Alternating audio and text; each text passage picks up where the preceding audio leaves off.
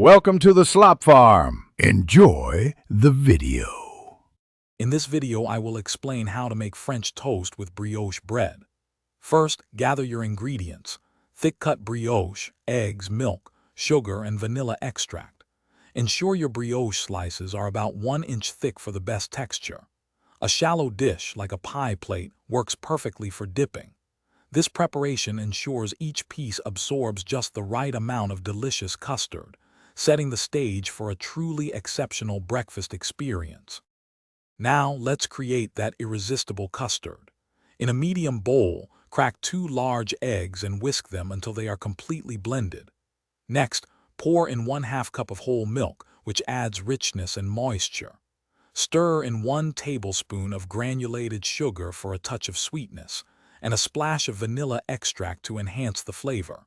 Mix everything until it's well combined and smooth, ensuring no lumps remain. This creamy mixture is the heart of your perfect brioche French toast. With your custard ready, it's time to transform that brioche. Gently dip each slice of bread into the batter, allowing it to soak for just a few seconds on each side. You want it coated, not soggy. Heat a griddle or large skillet over medium heat and add a pat of butter. Once melted, place your dipped brioche slices onto the hot surface. Cook for about 2 to 3 minutes per side until they achieve a beautiful golden brown color. This ensures a wonderfully crispy exterior and a soft, custardy interior. Now for the best part: serving your incredible brioche French toast. Arrange the golden slices on a plate and get creative with your toppings. Fresh berries like strawberries or blueberries add a lovely tartness, while a drizzle of warm maple syrup is always a classic. A dusting of powdered sugar provides a beautiful finish.